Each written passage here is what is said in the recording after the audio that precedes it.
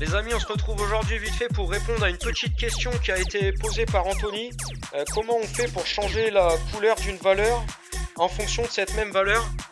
C'est une question intéressante puisque ça touche plus ou moins la dernière vidéo que j'ai fait, étant donné que c'est un code CSS qui va nous faire tout ça.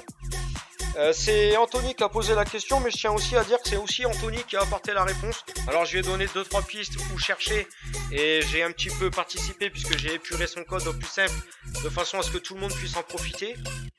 Mais sinon c'est son boulot, c'est son travail de recherche et on peut lui dire merci parce que c'est grâce à lui qu'aujourd'hui je fais cette vidéo pour vous expliquer comment ça fonctionne.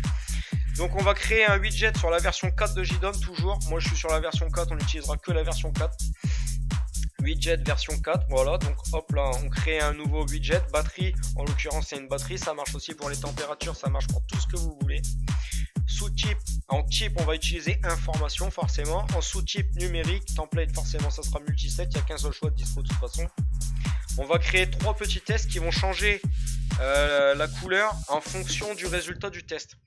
Donc si on fait un test aujourd'hui sur la valeur, sur la batterie, on voudrait qu'elle s'affiche rouge si elle fait moins de 10%. Donc on va coller le petit texte ici que je vais vous mettre en description. Alors Anthony nous a fait une petite variante aussi pour remplacer l'icône par une image.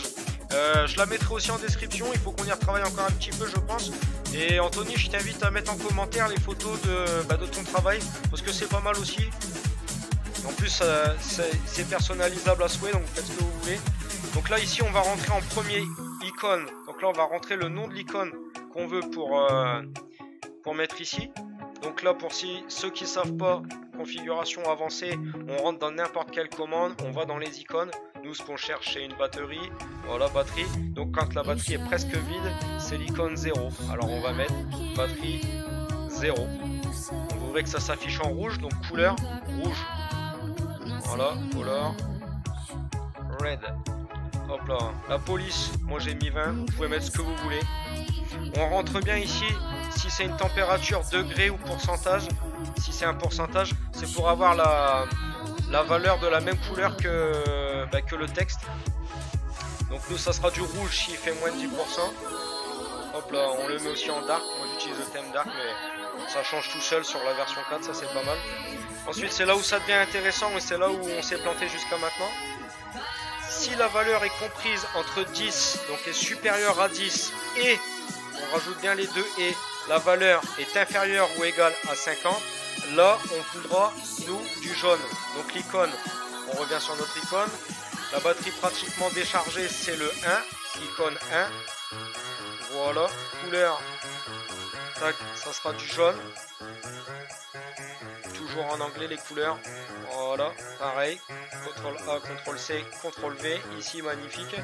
Si la valeur est comprise, donc supérieure à 50 et, on n'oublie toujours pas les deux et, la valeur est inférieure ou égale à 100, alors là on veut du vert et donc on veut l'icône qui va bien, ça sera batterie 3, là, donc voilà, batterie 3. Donc tout ça, si vous étudiez un peu le code en profondeur, vous allez voir ça se touche énormément avec la dernière vidéo. Et la preuve en est que ça fonctionne, puisque c'est Anthony qui s'est inspiré de tout ça, qui a un peu potassé tout ça, qui a cherché un petit peu, qui a cherché beaucoup d'ailleurs, et on pourra le remercier. On fait bien une sauvegarde, voilà. Ensuite on appliquera la commande donc sur la batterie, en l'occurrence, ici, voilà, valider. Et là, voilà, magique. Ici, on a la couleur verte puisqu'on est supérieur ou inférieur à 100. Petite parenthèse, ça c'est aussi lui qui m'a posé la question, c'est Anthony, et je trouve que c'est intéressant d'en parler rapidement. Lui il avait ajouté dans le code la fonction pour centrer dans la case. Alors je lui ai montré vite fait qu'on pouvait faire en passant par un tableau pour ceux qui ne le savent pas, hein.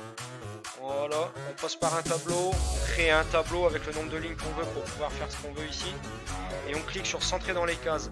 Ensuite, si on veut redescendre à la verticale, moi ce que je fais, j'ajoute ici padding. Donc là, vous allez voir, ça se touche toujours avec les dernières vidéos, hein. On essaye de rester dans le même sujet pour l'instant. Voilà, on finit toujours la commande par un point virgule, ça on s'en rappelle. C'est super, c'est génial.